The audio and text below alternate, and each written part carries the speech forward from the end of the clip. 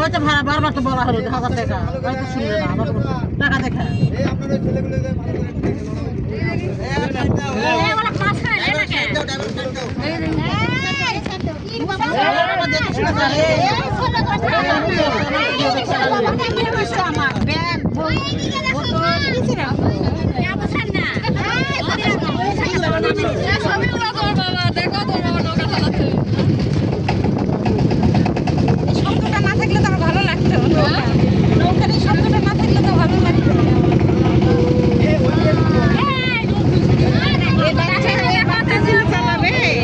বাচ্চা ছেলে চালাবে